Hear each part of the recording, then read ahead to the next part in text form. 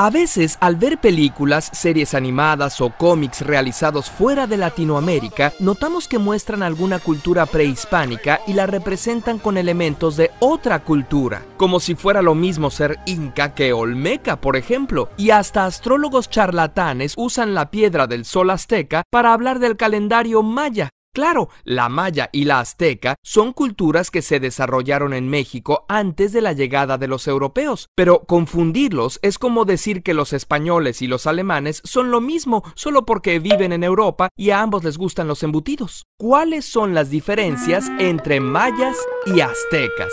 Primero que nada, la ubicación. Mientras que los mayas se establecieron en lo que hoy es el sureste de México, Guatemala, Honduras y El Salvador, el imperio llamado azteca abarcó del Golfo al centro de México, desde luego con una zona de traslape entre ambas culturas. Además, cuando los aztecas llegaron a su mayor expansión por el año 1300, la civilización maya ya había pasado su periodo clásico 400 años antes. Las primeras ciudades mayas se fundaron por el año 750 a.C., al mismo tiempo que se fundaba Roma, y las últimas fueron abandonadas por el año 950 después de Cristo, cuando Europa estaba en plena Edad Media. Los aztecas, llamados más propiamente mexicas, fundaron su imperio en el siglo XIV, cuando los Médici se volvían de las casas más poderosas de Europa, y duró hasta 1521 con la llegada de los españoles. La lengua de los mayas está emparentada con las de Centro y Sudamérica. Entre sus dioses están Chac, el dios de la lluvia, y Cuculcán, la serpiente emplumada. Los mexicas, por su parte, provenían de las tribus del norte de México y sur de Estados Unidos.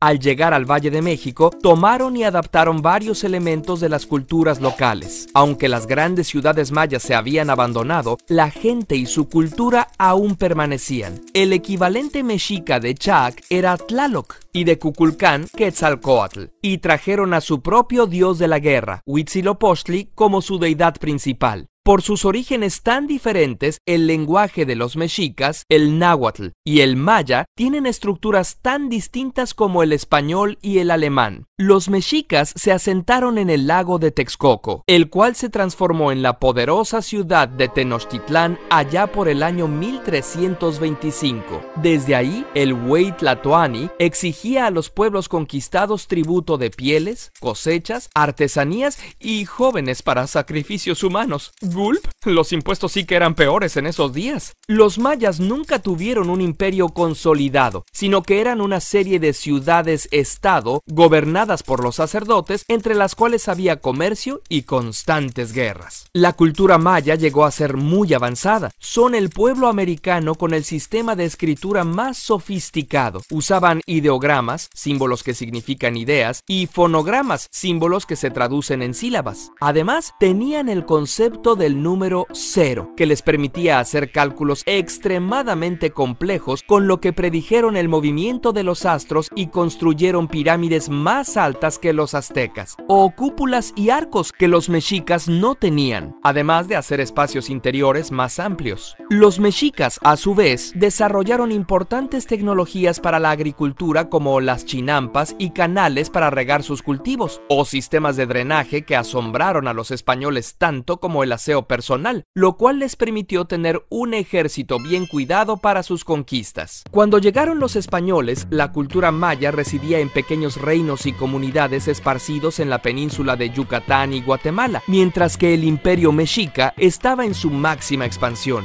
Con la ayuda de pueblos dominados por los mexicas y enfermedades que importaron, los europeos derrotaron al imperio azteca en pocos años, pero les tomó casi otros 100 conquistar a los pueblos mayas. Todavía en 1761, el maya Jacinto Canec lideró una rebelión indígena en Yucatán. De hecho, la herencia maya sigue viva en la actualidad. Los lacandones, zoques, tzotziles y tzeltales, entre muchos otros, aún hablan lengua maya y conservan sus tradiciones. En cuanto a los mexicas, tienen sus herederos en los pueblos nahuas que habitan el centro de México, y su lengua, el náhuatl, está presente en el español en cientos de palabras, como coyote, tomate y chocolate. chocolate. Así que la próxima vez que veas una película que no distingue mayas y mexicas, recuerda, mexicas, pueblo guerrero que dominaba el centro de México cuando llegaron los españoles. Mayas, antigua civilización de Centroamérica con afinidad por las matemáticas y la astronomía. Ambos pueblos continúan vivos en su cultura y en su gente.